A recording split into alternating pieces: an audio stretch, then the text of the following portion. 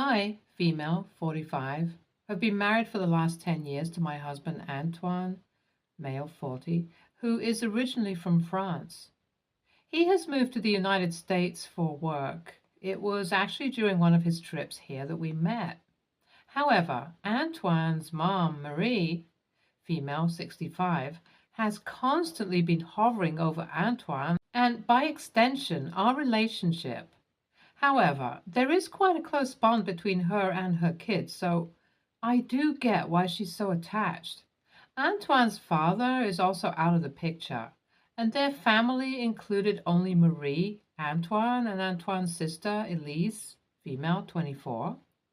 I hate to say this, but Elise is not a good daughter. Marie has a bunch of health issues, scoliosis, arthritis, and general health problems that come with old age. And I have done the brunt of taking care of her as she goes on.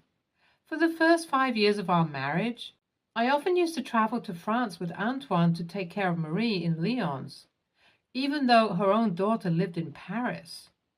Thankfully, I was able to manage this as my work is remote, but it was still quite a task to pull off. Marie was always grateful to me for the effort I put in, but at the end of the day, she also used to call Elise her rock for dropping in a call like once a week.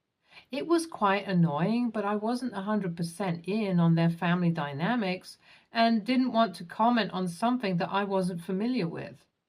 Eventually, it did get to a point where it was getting financially and emotionally draining for us to keep constantly traveling to France. Hubby and I sat down and weighed out our options. We could either ask mother-in-law to come live with us in the States, or we could ask Elise to take a more active role in taking care of her mother. When we called Elise and proposed this, she said that she was independent and enjoying her life, and that it wouldn't be a big deal for her mom to move to the US. She was dodging responsibility and making us out to be the villain by asking us to discuss this with Marie privately. I remember her saying something like, "Mama would not care. She is healthy anyways. Besides, a little pain is normal in old age, no?" That comment alone perfectly puts into perspective how out of touch Elise was with her mother. I was the one who was checking in with mother-in-law about her weekly appointments. And whenever I was in France, I accompanied her on certain physiotherapy sessions to make her feel safe. Elise? She stuck to calling once a week and doing the bare minimum.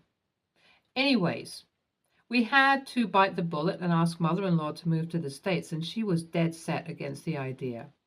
At first, she said that she wasn't interested in leaving behind her culture, and next, she tried to claim that she was perfectly fine living alone in Lyon. It took us almost a year for us to convince her to come to the States, and another year to sort out the visa process. Then another before she felt comfortable living with us in New Orleans. It does mean that she has now been living in the States for 5 years and has become well acquainted with the local culture. However, she still finds it a little tough to live here and misses France a lot. I won't lie, I don't blame her for this. During all of this time, the main updates we got from Elise were about her promotions at work, her relationships, and barely any check-ins about how her own mother was doing. About 3 months ago, though, we got a call from Elise that dropped a huge piece of news on us. She was going to get married. This blindsided me and Antoine, but apparently not Marie. The guy had asked for her contact information through Elise and had called her to seek her blessing. Really old-fashioned, I know, but also gentlemanly. Ever since then, he had kept in touch with mother-in-law, his future mother-in-law as well. Aha. Updating her about French current affairs, the things she was interested in, and more. When we were discussing this guy with Marie, she was talking about him with such warmth that we felt like she had found a second son. I was a little jealous, although I hate to say it. Although my mother-in-law isn't hostile with me and doesn't do crazy things like you see on this site, she has always been a little cold to me. At best, she respects me and is cordial to me, but nothing beyond that. Antoine has often spoken to her about it, but she isn't willing to change her behavior, even with the amount of effort I've put in through our relationship to keep her healthy. I think a little bit of it has to do with the fact that I am foreign. Despite my best efforts to learn and appreciate her culture, I can even speak French fluently now. Anyways, back to Elise's fiance. We found out that his name was Jacques, and he was an extremely wealthy banker based out of Paris. Even more exciting, he wanted to pay for all three of us to come to France for a month, culminating in an engagement party in the last week of our trip. We landed in Paris and had a really fun trip planned. Just being in France made Marie 10 times happier than I had ever seen her. On the day of the engagement party, Marie was invited onto the stage to deliver a toast. Clapping and cheering along, I wasn't expecting to hear what she ended up saying at all. Loosely translated from French, Marie threw me under the bus, saying that Elise was the only source of light in her troubling time in the US, and that the only reason she moved was that Antoine and I forced her to go. She didn't mention the countless hours that Antoine and I dedicated to her, never mind that it was almost like she was making us out to be villains. I felt so embarrassed, and I could feel everyone glaring at me as Marie kept talking about her homeland. With no clue as to why Marie would do this, I was shocked beyond belief. But out of the corner of my eye, I could see Elise looking on in enjoyment. I knew she had to have some contribution to this whole affair. I ended up approaching her after the party and asking her if she had any idea what the whole speech was about. Elise then told me that she had asked mother-in-law to deliver a speech that makes her out to be a family-loving, caring person because Jacques' family appreciated behavior like that. Although she claims that she never told Marie to speak about me so negatively, I'm inclined to believe she was lying to save her skin.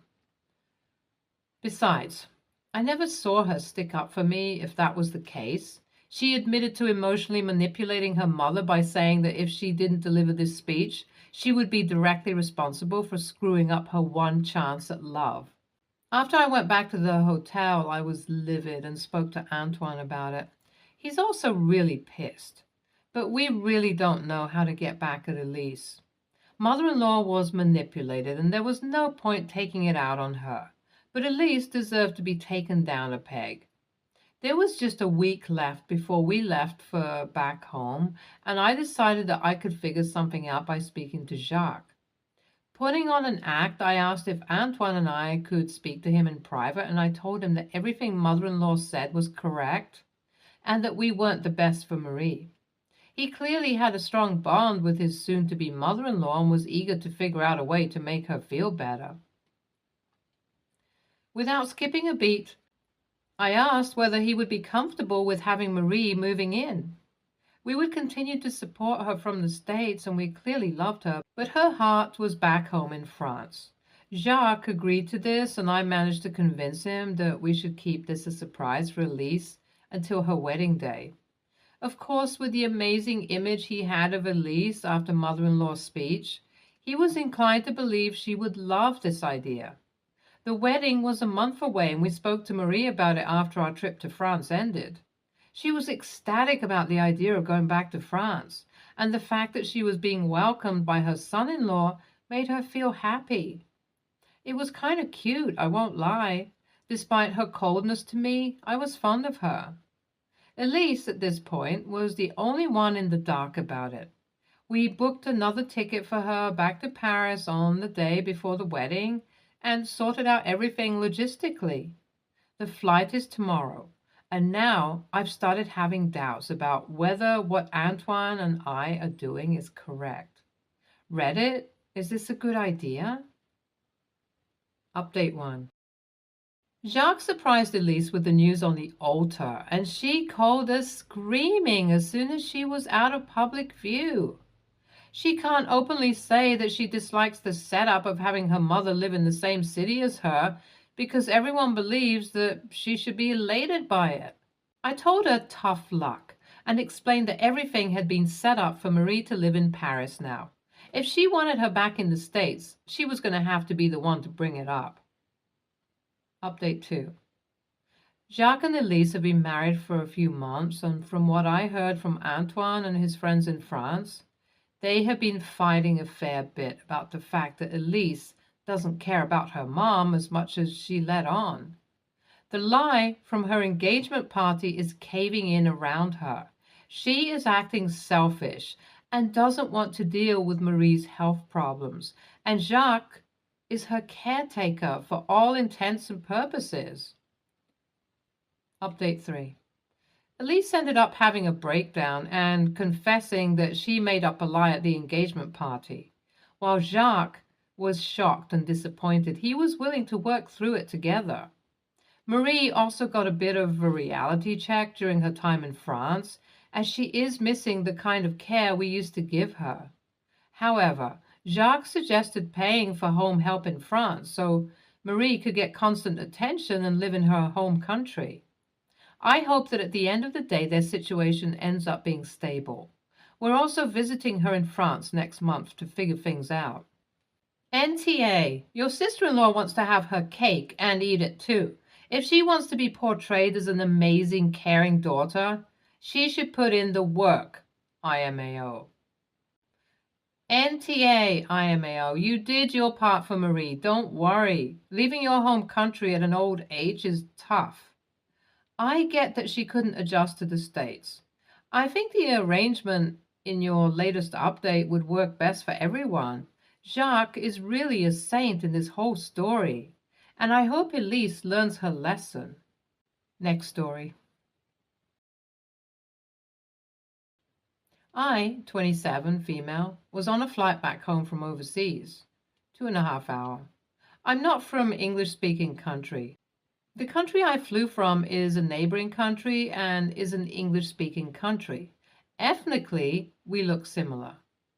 I bought aisle seats when I booked my flight. This is due to medical reasons. I have lower cervical instability where my neck and spine shifts a little and presses my C7 to C8 nerves, causing numbness and stiffness on finger 4 and 5 on both hands. It's manageable by muscle strengthening, but in the meantime, I couldn't stay in sitting, lying position for more than 15 minutes without my fingers going numb and stiff. I chose the aisle seat so I would walk to the toilet often, easily to relieve my neck and reduce numbness. When I boarded the aircraft, I saw a guy, around early 30s, who was already on my seat, with an old man next to him. I used English as I didn't know which nationality he is and asked him politely to please move as that was my seat. He smiled and asked me if I'd switch seats with him because he needs to help his dad to the toilet due to his old age, in my native language. I wouldn't have minded if his seat was an aisle seat, but his seat was in the middle seat in the opposite row. So I said no in English. I'm a pretty anxious person and I don't like confrontation. Being multilingual doesn't help either when you're nervous. I could register my native language, but I almost answered this guy in Chinese instead of English or my native language. I was that anxious. He understood English. When I asked him to please move again, he frowned and insisted that he needs to be next to his dad and how a young woman like me, I look high schoolish, can't be considerate to an old man. At this point, I was pissed, but also almost took the guy's seat just so I wouldn't block other passengers behind me. Thankfully, one of the stewardesses saw me blocking the way and asked to see our boarding pass. She straight away gave this guy a stern look and asked him to go back to his seat. He tried to argue, but the stewardess asked him to move and gave my seat to me. So he did unhappily. I thanked the stewardess and got myself comfortable. Then an old lady from my city, because she talked in my native language, offered to switch seats with this guy's dad, so this guy and his dad now sat next to each other in the opposite row. This guy thanked the old lady and said in my native language, "I see old people have more manners. I guess some people are just that heartless." I don't think this guy knew I understood what he said. My English accent is like the neighboring countries since I studied and lived there for a few years, so is my overall style. Anyway, pretty much him, the old lady, and some other passengers, all middle to old age people, from my city chimed in and talked crap about me while I pretended to not understand anything. AITA here? Like, seriously, was I the crazy one for wanting to sit at my seat that I'd paid for? Why did so many people on board defend this guy? NTA.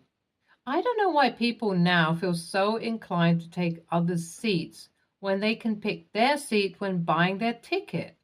If he really had his father's best intention, he should have kept that in mind when purchasing their ticket seats.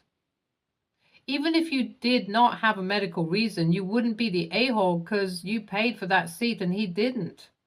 I'm Asian too, and I feel like the older generation think that the younger generation owe them something and we have to bend over backwards for them in any situation.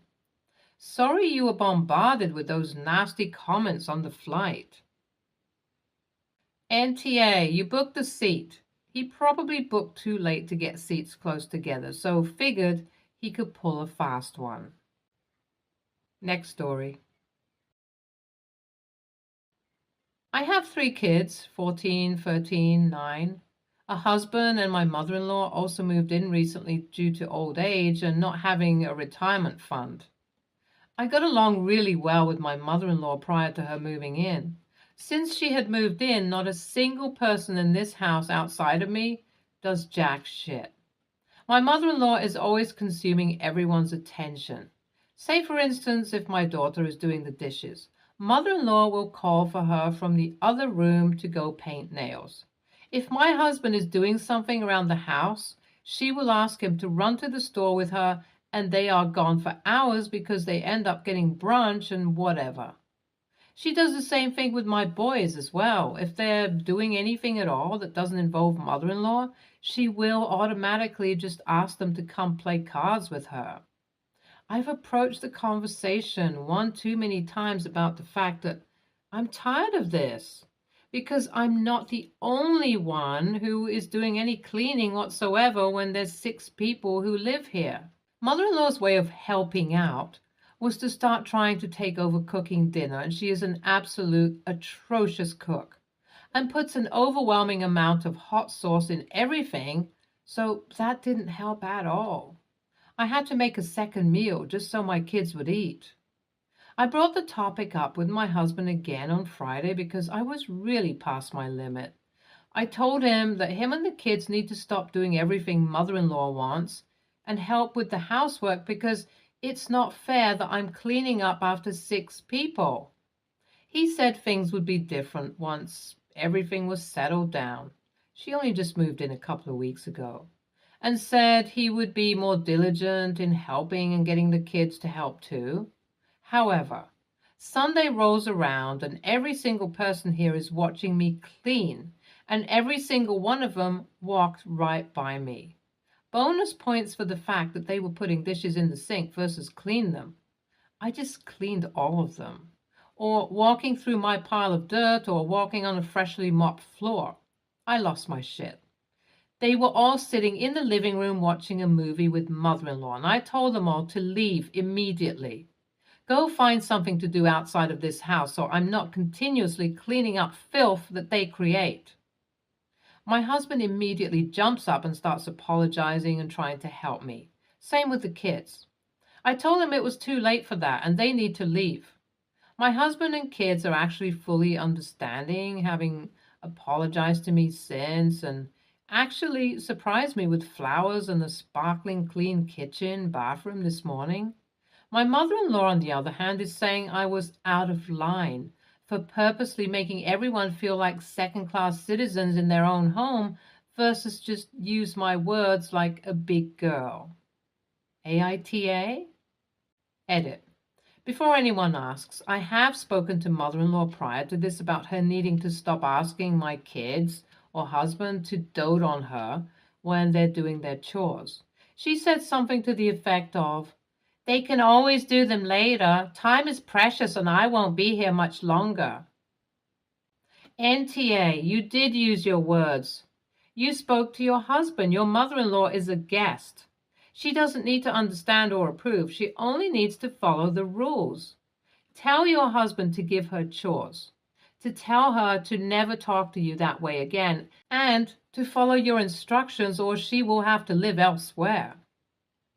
NTA, you and your husband need to go over the house rules with mother-in-law. Make sure she understands that your family is a team and everyone has a part to play. She is trying to guilt manipulate the situation with her comment that they can do it later. It's not a one-off thing. It seems it's whenever she wants to do something. It's a new situation for all of you, and mother-in-law is adjusting to it and figuring out her place. If she can't help cooking, maybe give her a role to do so she doesn't feel like a guest. Stay tuned for more stories from our girl relationship.